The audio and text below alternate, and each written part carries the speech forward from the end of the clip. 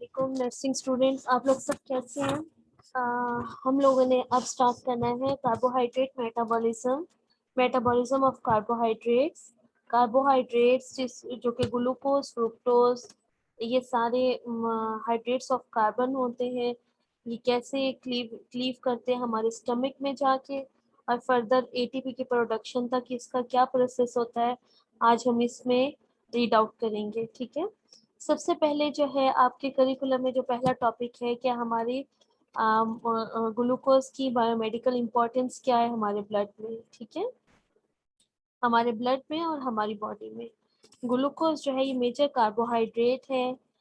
ये कार्बोहाइड्रेट है क्योंकि इसमें कार्बन, हाइड्रोजन और ऑक्सीजन मेनली प्रेजेंट होते हैं। It is a major fuel of tissues का ये बहुत अच्छा फ्यूल है। फ्यूल का क्या मतलब है कि एटीपी प्रोवाइड करता है। It is converted into other carbohydrates, ये कन्वर्ट होता है दूसरे कार्बोहाइड्रेट्स में। First of all glycogen for storage, glucose जब एक्सेस अमाउंट में आ जाता है तो वो in the form of glycogen हमारी बॉडी में स्टोर हो जाता है। और जब हमारे बॉडी के अंदर हाइपोग्लाइसीमिया होता है या ग्लूकोज की कमी होती है तो ग्लाइकोजन ब्रेक डाउन होती है, जिससे हम ग्लूकोज के मॉलिक्यूल्स ले सकते हैं और फर्दर ड्यूरिंग फास्टिंग या during any body extreme body work हम उसको यूज कर सकते हैं। राइबोज इन न्यूक्लिक एसिड्स, आपको पता है न्यूक्लिक एसिड डीएनए और आरएनए का यहाँ पे जिक्र आया हुआ है। डीएनए में डीऑक्सीराइबोज होते हैं, आरएनए में और डीएनए में डीऑक्सीराइबोज और न्यूक्लिक एसिड होता है, और आरएनए में राइबोज न्यूक्लिक एसिड होता है। और ये राइबोज जो है ये भी एक कार्बोहाइड्रेट की एग्जाम्पल है। ठीक है, ग्लूकोज की lactose in lactose of milk के अंदर लैक्टोज प्रेजेंट होता है, उसके अंदर galactose they form glycoproteins and proteoglycans. ठीक है, इसके ये क्या फॉर्म करते हैं, ग्लाइकोप्रोटीन्स एंड प्रोटियोग्लाइकेंस।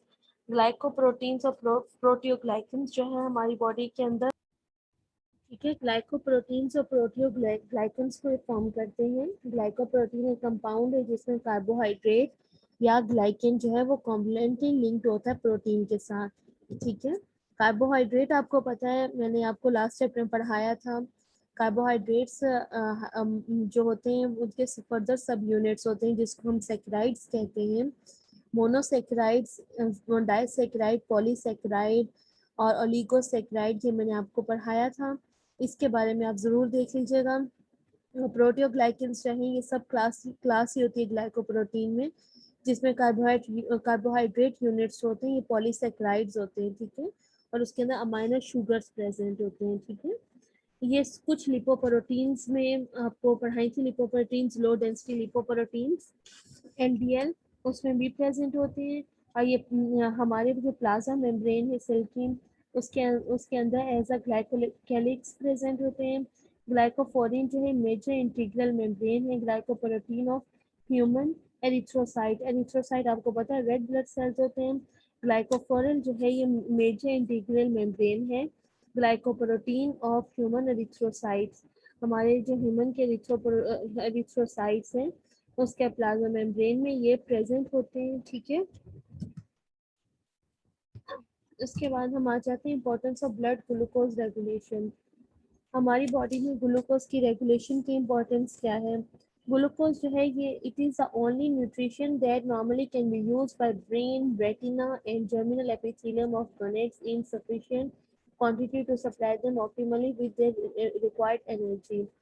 ग्लूकोज जो है ये मेन जो न्यूट्रिशन है जो कि ज़्यादातर हमारा ब्रेन, क्योंकि ब्रेन को कंटिन्यूस सोर्स ऑफ ग्लूकोज चाहिए। रेटिना, हमारी आइज के जो रेटिना होते हैं, और जर्मिनल एपिथेलियम लेयर्स होती हैं हमारी बॉडी, हमारी ऑर्गन की लेयर्स होती हैं of gonads in sufficient quantity, sufficient quantity में इनको दिया जाता है ताकि ये अपनी रिक्वायर्ड एनर्जी के साथ काम कर सकेंगे। वो वाले ऑर्गन्स के नाम है जिसको ग्लूकोज जो है वो सफिशिएंट हर वक्त चाहिए। ठीक है, glucose can extract a large amount of osmotic pressure in extracellular fluid causing cellular dehydration. Glucose जो है ये ज़्यादा अमाउंट ऑफ ऑस्मोटिक प्रेशर है, वो ऑस्मोटिक प्रेशर को एक्सट्रैक्ट कर सकती है एक्स्ट्रा सेलुलर फ्लूइड में, जिससे सेलुलर डिहाइड्रेशन होती है। An excessively high level of blood glucose concentration causes loss of glucose in urine, causing osmotic diuresis by the kidneys. ज़्यादातर जो high level of blood glucose अगर हमारी बॉडी में हो तो फिर ग्लूकोज जो है ये यूरिन के अंदर आ जाती है, जिसकी वजह से ऑस्मोटिक डायलिसिस हो जाती है किडनीज के अंदर। ठीक है, अच्छा उसके बाद मैंने आपको ये एक मैप के लिए मैंने आपको पीछे चैप्टर्स में पढ़ाया है बच्चे, ये मोनोसेक्राइड, पॉलीसेक्राइड, डाइसेक्राइड। मोनोसेक्राइड मैंने आपको बताया था जिसमें सिर्फ एक सेक्राइड यूनिट्स होता है, जैसे ग्लूकोज, फ्रुक्टोज, गैलेक्टोज। ठीक है, ये मोनोसेक्राइड आपस में कंबाइन करते हैं ग्लूकोज गैलेक्टोज के साथ, या ग्लूकोज फ्रुक्टोज के साथ, या फ्रुक्टोज गैलेक्टोज के साथ, तो ये डाइसेक्राइड बनाते हैं। दो सेक्राइड का यूनिट्स मिलाओ तो वो डाइसेक्राइड होता है, जिसमें हम सुक्रोज कह सकते हैं, माल्टोज या लैक्टोज। सुक्रोज ग्लूकोज और फ्रुक्टोज को मिलके बनती है, माल्टोज जो है वो ग्लूकोज और ग्लूकोज को, लैक्टोज जो है वो ग्लूकोज और गैलेक्टोज को। उसके बाद पॉलीसेक्राइड जो है, पॉलीसेक्राइड के भी तीन जिसमें सेक्राइड यूनिट से आपस में कंबाइन करके एक एक कुई की क्यू की तरह ये एक चेन आप कह सकते हैं, चेन बना देते हैं, जिसमें ये plants in the form of starch polysaccharide present होता है। हमारी ह्यूमंस में इनडाइजेस्टिबल जो होते हैं in the form of fibres present होते हैं, और एनिमल्स में in the form of glycogen present होते हैं। स्टार्च जो होते हैं वो स्ट्रेट चेन होते हैं, जैसे अमाइलोस, अगर ब्रांच चेन हो तो वो अमाइलोपेक्टिन हो। इसी तरह फाइबर्स जो है अगर सोल्यूबल हो तो पेक्टिन हो गया, और अगर इनसॉल्युबल होए तो सेलुलोज हो गया। और इसी तरह ग्लाइकोजन जो है ये हमारे मसल और लिवर में स्टोर हो जाती है, और जब ज़रूरत होती है ग्लूकोज की हमारी बॉडी के अंदर, तो यहाँ से ग्लूकोज हमारे ब्लड में आके वो उस नीड को पूरा करती है। ठीक है, कार्बोहाइड्रेट मेटाबॉलिज्म। कार्बोहाइड्रेट की मेटाबॉलिज्म के मेजर पाथवेज कौन कौन से हैं? Glycolysis, citric acid cycle, gluconeogenesis, glycogenesis, glycogenolysis, hexose monophosphate shunt, uronic acid pathway, galactose metabolism, fructose metabolism, amino acid and mucopolysaccharide metabolism. ये कार्बोहाइड्रेट मेटाबॉलिज्म के पाथवेज हैं। Main जो पाथवे हैं, सबसे पहले अगर हम इंजेस्ट करते हैं माउथ में, माउथ से ऑसोफेगस से हमारे स्टमक में जाते हैं। यहाँ पे माउथ में थोड़ी केमिकल डाइजेशन होती है, फिर हमारे स्टमक में कुछ हम एंजाइम्स वर्क करते हैं इसके ऊपर, और ये HCl के साथ मिलके जो इसको फर्दर डाइसेक्राइड में चेंज कर देते हैं। उसके बाद मोनोसेक्राइड्स में चेंज होके हमारे इसके अंदर स्मॉल इंटेस्टाइन के अंदर जाते हैं, वहाँ पे एब्जॉर्ब हो जाते हैं। सेक्राइड यूनिट्स जो है वो एब्जॉर्ब हो जाते हैं हमारे ब्लड के अंदर। ठीक है, मेटाबॉलिज्म। मेटाबॉलिज्म जो है हमारे केमिकल रिएक्शन हमारे लिविंग सिस्टम में जो चल रहा है उसको हम कहते हैं मेटाबॉलिज्म, जो आपको लास्ट चैप्टर में मैंने बताए थे। तो मेटाबॉलिज्म पाथवेज कौन से होते हैं? एनाबॉलिक पाथवे मैंने आपको बताया था, जिसमें छोटे पार्टिकल्स मिलके एक बड़ा पार्टिकल बनाते हैं, उसको एनाबॉलिक पाथवे कहते हैं। जैसे प्रोटीन सिंथेसिस, प्रोटीन की सिंथेसिस हो by the combination of amino acids के साथ।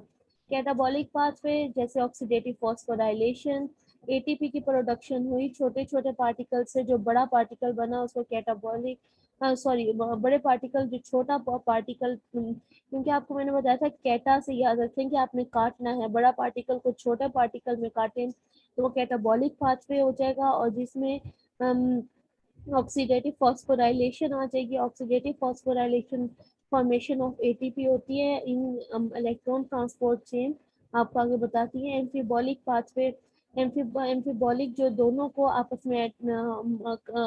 में जो एक लिंक क्रिएट करते हैं, इसको एम्फीबॉलिक पाथवे कहते हैं, जिसमें सिट्रिक एसिड साइकिल या क्रैब साइकिल आता है। ठीक है, ब्लड ग्लूकोज जो है वो डाइट से आती है, ग्लाइकोजेनेसिस से आती है, और ग्लाइकोजेनोलाइसिस से होती है। ठीक है, ये आगे आपको मैं बताती हूँ ग्लाइकोजेनेसिस और ग्लाइकोजेनोलाइसिस क्या होता है। ग्लूकोज जो है हमारा वो स्टोर, हाँ हम ग्लूकोज अगर हमारी बॉडी में एक्सेस अमाउंट में हो जाए तो वो पॉलीमेरिक फॉर्म में स्टोर होती है, जिसको हम ग्लाइकोजन कहते हैं। कहाँ कहाँ पे ये स्टोर होती है? लीवर में और स्केलेटल मसल्स में। ठीक है, enough glucose and energy triggers synthesis of glycogen phenomena is called glycogenesis. जब एक्सेस ग्लूकोज हो, जो मैंने अभी आपको सारा बताया, एक्सेस ग्लूकोज हो और ये हमारे एनर्जी जो है ये ग्लाइकोजन की फॉर्म में स्टोर हो जाते हैं, इस फिनोमिना को हम ग्लाइकोजेनेसिस कहते हैं। Glucose can rapidly be delivered to the bloodstream when needed upon degradation of glycogen. Phenomena is known as glycogenolysis. Glucose जो है हमारे जब हमारी बॉडी में ग्लूकोज की डेफिशिएंसी होती है तो फिर ग्लाइकोजन जो है उसको क्लीव करते हैं, उसको कट डाउन करते हैं और उसको हम कहते हैं ग्लाइकोजेनोलाइसिस। ठीक है, उस फिनोमिना को ग्लाइकोजेनोलाइसिस। ग्लाइकोजेनेसिस आपको बताया था, ग्लाइकोजन की सिंथेसिस को ग्लाइकोजेनेसिस कहते हैं और ग्लाइकोजन जो है हमारे लिवर सेल्स में ट्रांसपोर्ट होते हैं स्पेशल ग्लूकोज ट्रांसपोर्टर से। ठीक है, और वहाँ पे ये क्विक इंस्टेंटली फॉस्फोराइलेटेड हो जाते हैं और जो ज़्यादातर ग्लूकोज हमारे सेल्स में ये ग्लूकोज 6 फॉस्फेट की फॉर्म में प्रेजेंट होती है। ठीक है, glycogenesis synthesis of glucose, glycogen from glucose, ये हाँ कहाँ पे होती है, हमारे सेल के साइटोसोल पार्ट में होती है। और ये इसमें जो स्टेप्स ऑफ ग्लाइकोजेनेसिस के हैं, स्टेप्स हमें 3-4 स्टेप्स हैं, वो आप देख लें जरा।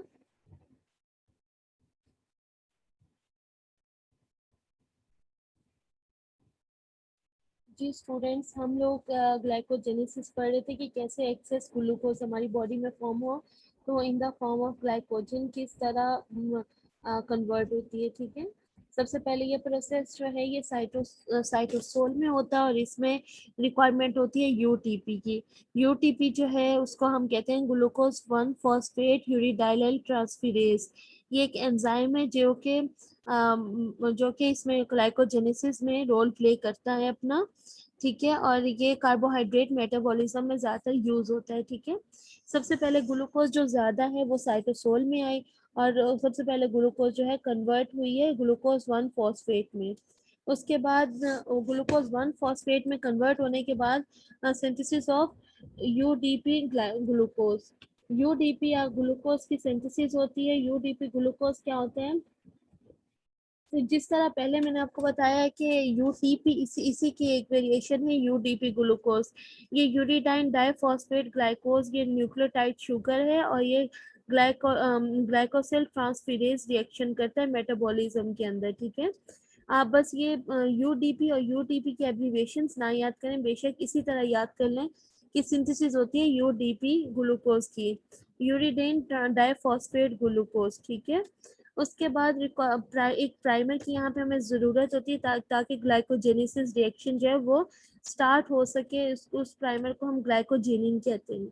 उसके बाद ग्लाइकोजन जो है वो सिंथेसाइज होती है ग्लाइकोजन सिंथेसेज एंजाइम से। उसके बाद ग्लाइकोजन की ब्रांचेस बनना शुरू हो जाती हैं। अगर आप स्ट्रक्चर देखें ग्लाइकोजन का तो ये ब्रांच फॉर्म में होता है। ठीक है, इसके बाद हम पढ़ेंगे ग्लाइकोजेनोलाइसिस। ग्लाइकोजेनोलाइसिस आपको पता है कि जब हमारी बॉडी में ग्लूकोज की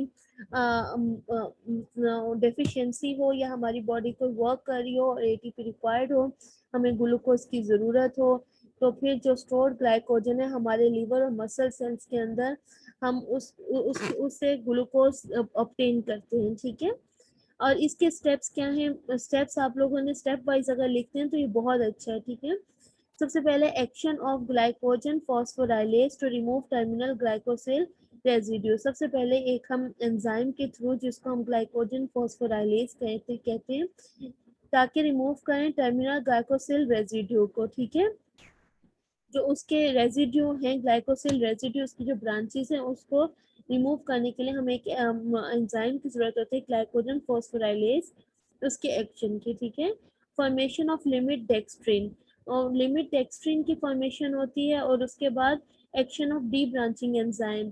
डी ब्रांचिंग एंजाइम जो ग्लाइकोजन की ब्रांचेस होती हैं उनको खत्म करने के लिए एक एंजाइम का एक्शन होता है। ठीक है, तो फिर उसके बाद जो ग्लूकोज 1 फॉस्फेट जो फर्स्ट स्टेप में ग्लाइकोजेनेसिस में बना था, ये ग्लूकोज 6 फॉस्फेट में चेंज होता है और ग्लूकोज 6 फॉस्फेट जो है ये फर्दर ग्लाइकोलिसिस के प्रोसेस से पायरोवेट, पायरोवेट से क्रेब्स साइकिल, क्रेब्स साइकिल से इलेक्ट्रॉन ट्रांसपोर्ट चेन में एटीपी की फॉर्मेशन करता है। ठीक है, ग्लूकोज 6 फॉस्फेट जो है ग्लूकोज की ग्लूकोज 6 फॉस्फेट ये एब्सेंट होती है मसल सेल में और ये लीवर सेल्स में प्रेजेंट होती है, ठीक है।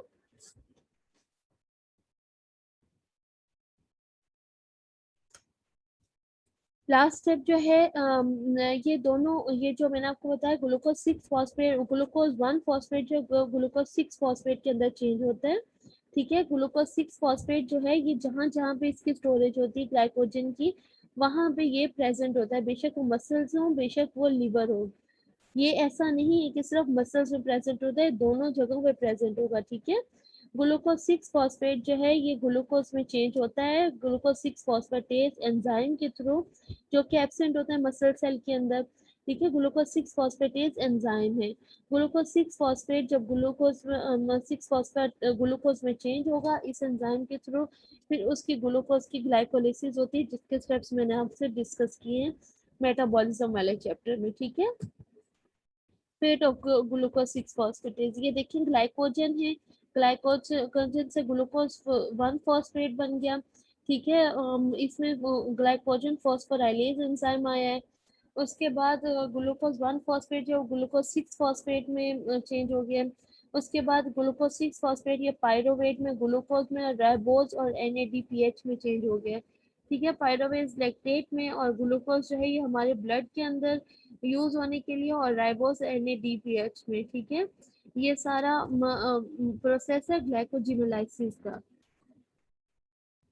ये देखिए अगर स्टेप वाइज अगर आप देख लें, आप पेपर में अगर ये स्टेप्स बना दें तो उनको बहुत अच्छा इससे समझ आ जाएगी, ठीक है। स्टेप्स वो बहुत ज़्यादा मार्क्स गेनिंग होते हैं, और इससे ज़्यादा समझ में आती है कि स्टूडेंट को इसके ज़्यादा इंफॉर्मेशन है इस चीज़ के बारे में। देखिए ग्लूकोज जो है ग्लूकोज कैटाबॉलिज्म के ग्लूकोज पायरुवेट में चेंज हुआ है, जो आपका मैंने मेटाबॉलिज्म में पढ़ा था पायरुवेट एसिटाइल कोएंजाइम में।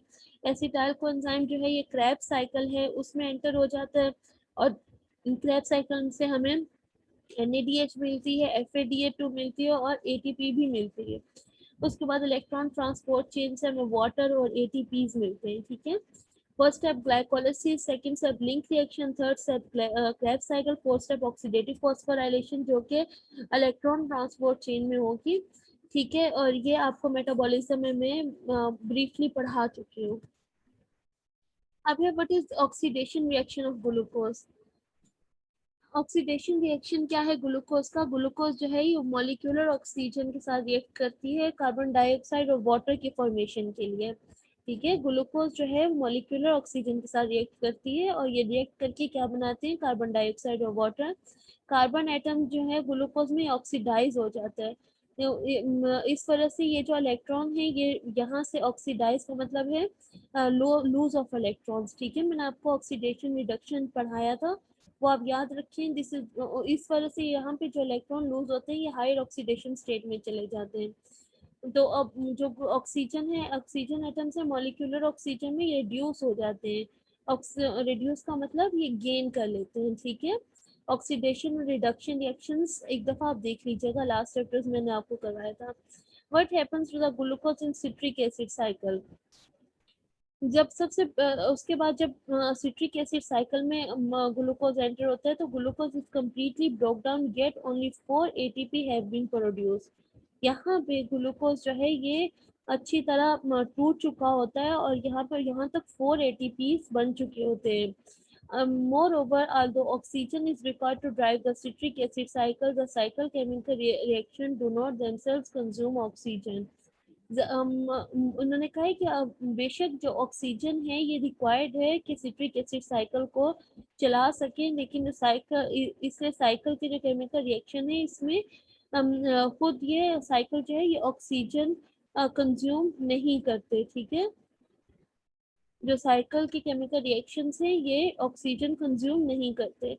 ये सारा एरोबिक प्रोसेस है क्योंकि ये ऑक्सीजन के होते हुए चल रहा है, ठीक है। और इसमें ऑक्सीडेशन होती है ग्लूकोज डेरिवेटिव की कार्बन डाइऑक्साइड में। ये ऑक्सीडेशन सिट्रिक एसिड साइकिल में होती है, और उसके बाद series of reaction also known as citric acid cycle को ही ट्राइकार्बोक्सिलिक एसिड साइकिल कहते हैं या क्रैब साइकिल कहते हैं, ठीक है। ये देखिए, इसको जरा थोड़ा सा एलेबोरेटिव वे में बताया हुआ है। ये देखें, ग्लूकोज का मॉलिक्यूल है, ग्लाइकोलिसिस हुई है, यहाँ पे NADH की फॉर्मेशन हुई है, ATP की 2 फॉर्मेशन हुई है, तो ये 2 पायरोवेट में चेंज हो गया, ठीक है। उसके बाद ये साइटोसोल में एंटर हुआ है, ये सेल का बनाया हुआ है, ये साइटोसोल और ये माइटोकॉन्ड्रिया, ठीक है। उसके बाद ये माइटोकॉन्ड्रिया में एंटर हुए हैं, तो माइटोकॉन्ड्रिया में क्रैब साइकिल चल रहा है, एक पायरोवेट इधर चला गया, एक पायरोवेट इधर आ गया।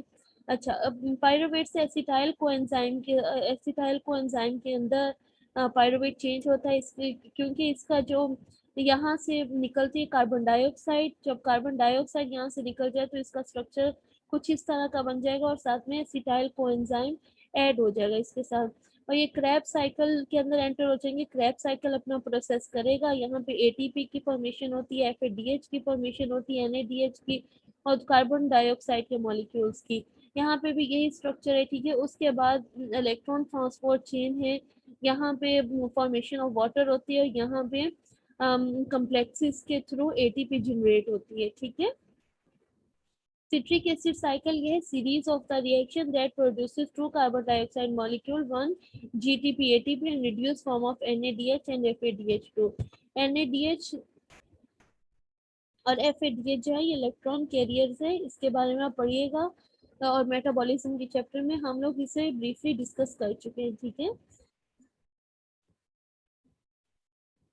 ग्लाइकोजेनेसिस जो है ये एक प्रोसेस है जिसमें हम कन्वर्ट करते हैं नॉन कार्बोहाइड्रेट प्रिकर्सर्स को ग्लूकोज और ग्लाइकोजन के अंदर। ग्लाइकोजेनेसिस ग्लाइकोनियोजेनेसिस जो है इसमें हम कन्वर्ट करते हैं नॉन कार्बोहाइड्रेट प्रिकर्सर्स को ग्लूकोज या ग्लाइकोजन के अंदर। ग्लाइकोनियोजेनेसिस जो है ये हमारी बॉडी की नीड को पूरा करता है, जब हमारी बॉडी के अंदर ग्लूकोज जब हमारी बॉडी के अंदर कार्बोहाइड्रेट सफिशिएंट ना हो, ठीक है, और ना हम अपनी बॉडी से इतने एनफ एक्सेस में कार्बोहाइड्रेट्स ले सकें, और ना ही हमारे पास ग्लाइकोजन रिजर्वर्स हों। A supply of glucose is necessary especially for the nervous system and erythrocytes। आपको पता है ग्लूकोज का कंटिन्यूसली सप्लाई हमारे नर्वस सिस्टम के लिए और हमारे रेड ब्लड सेल्स के लिए बहुत ज़रूरी है। Failure of gluconeogenesis is usually fatal. अगर इन केस ग्लाइकोनियोजेनेसिस का फेलियर हो जाता है, नहीं हो सकता, तो पेशेंट की डेथ तक हो सकती है, ठीक है। ग्लूकोनियोजेनेसिस जो है ये meets the need of the body for glucose when sufficient carbohydrate is not available from diet or glycogen reserves। Gluconeogenesis जो है ये हमारी बॉडी को उस टाइम पे ग्लूकोज प्रोवाइड करता है जब हमारी बॉडी में सफिशिएंट कार्बोहाइड्रेट जो हम डाइट में ना ले सकें और ना ही कोई ग्लाइकोजन रिजर्व हो, ठीक है। ग्लाइकोजन जो है स्टोर होते हैं एडिपोज टिश्यूज के अंदर और स्केलेटल मसल्स के अंदर, ये कन्वर्ट होते हैं ग्लूकोज के बाय ग्लूकोजिनोलाइसिस, ठीक है। आपको मैं पीछे पढ़ा चुकी हूँ। अब ग्लाइकोनियोजेनेसिस की इम्पोर्टेंस क्या है? सबसे पहले ब्रेन्स और central nervous system, erythrocytes, central nervous system के को एक कंटिन्यूसली सप्लाई चाहिए ग्लूकोज की, एरिथ्रोसाइट्स को हमारे रेड ब्लड सेल्स को, हमारे टेस्टिस, किडनी, मेडुला, ये जो सारे मेडुला हमारे जो किडनी के अंदर प्रेजेंट होते हैं, ये सारे डिपेंडेंट होते हैं ग्लूकोज के, ताकि कंटिन्यूसली सप्लाई ऑफ एनर्जी जो है वो ऑर्गन्स अपना काम परफॉर्म कर सकें, ठीक है। हाँ, ह्यूमन ब्रेन जो है वो सिर्फ उसे ही 120 gram of glucose per day की ज़रूरत होती है, ठीक है, और हमारी पूरी बॉडी को 160 ग्राम पर डे हम ग्लूकोज की ज़रूरत होती है। ग्लूकोज जो है ये सिर्फ सोर्स है जो कि स्केलेटल मसल और एनारोबिक कंडीशंस के अंदर एनारोबिक कंडीशंस के अंदर ये स्केलेटल मसल्स को ग्लूकोज प्रोवाइड करते हैं, ठीक है। ये ओनली सोर्स है जो कि एनारोबिक कंडीशंस के अंदर हमारे स्केलेटल मसल्स के लिए एक फूड का काम करते हैं, ठीक है। अब हमारी बॉडी में overall scheme of carbohydrate metabolism, बच्चे आप लोगों को मैंने आप लोगों का मेटाबॉलिज्म चैप्टर में ये सारा डिटेल में पढ़ाया है। अगर आप डायग्राम को देखें, ये देखें डायग्राम को देखो, पीछे 2-3 डायग्राम्स के साथ ही ऐसी एक डायग्राम है, ठीक है। इसमें ग्लाइकोजिनोलाइसिस, ग्लाइकोजेनेसिस, ग्लाइकोनियोजेनेसिस, ग्लाइकोजिनोलाइसिस, ये सारी चीजें बताई हुई है, ठीक है। सबसे पहले हम देखें कि कार्बोहाइड्रेट मेटाबॉलिज्म जो है हमारे माउथ से स्टार्ट होती है, जब वहाँ जहाँ पे हमारा जो एंजाइम स्लाइवरी अमाइलेज जो है ये ब्रेक डाउन करते हैं हम कम्प्लेक्स शुगर्स को मोनोसेक्राइड्स के अंदर, ठीक है। मोनोसेक्राइड्स आपको पता होना चाहिए, और कार्बोहाइड्रेट का चैप्टर आपको मैं डिटेल में पढ़ा चुकी हूँ, ठीक है। These can be transported across the intestinal membrane into the bloodstream and then to the body tissue. हमारी जो इंटेस्टाइनल मेम्ब्रेन है उसके अंदर एब्जॉर्ब होते हैं ये मोनोसेक्राइड्स, उसके बाद ये ब्लड स्ट्रीम में आते हैं, फिर उसके बाद बॉडी टिश्यूज में आ जाते हैं। In the cells, glucose, a 6-carbon sugar, is proceed through a sequence of reaction into the small sugars, and the energy stored inside the molecule is released. हमारे सेल्स के अंदर जो ग्लूकोज है जिसको हम 6-कार्बन शुगर कहते हैं, ये प्रोसीड होती है एक सीक्वेंस ऑफ रिएक्शंस के थ्रू स्मॉल शुगर्स के अंदर, और उसके अंदर जाहिर सी बात है जब एक क्लीव होगा मॉलिक्यूल तो उसके अंदर से हमें एनर्जी मिलेगी, ठीक है। और एनर्जी उसके अंदर जो स्टोर है वो हमें गेन होगी, ठीक है। The first step of carbohydrate catabolism is glycolysis, which produces pyruvate, NADH and ATP. पहला स्टेप जो है वो कार्बोहाइड्रेट मेटाबॉलिज्म का एक ग्लाइकोलिसिस है, जो मैं आपको इन डायग्राम्स में बता चुकी हूँ। यही वाले जो स्टेप्स हैं इन्हीं को बार बार एक्सप्लेन कर रही, ठीक है। बस ये रिटर्न फॉर्म में है कि आप लोगों को पता चल जाए कि अगर डायग्राम के साथ रिटर्न फॉर्म में करना है तो किस तरह हम लोग लिखेंगे, ठीक है।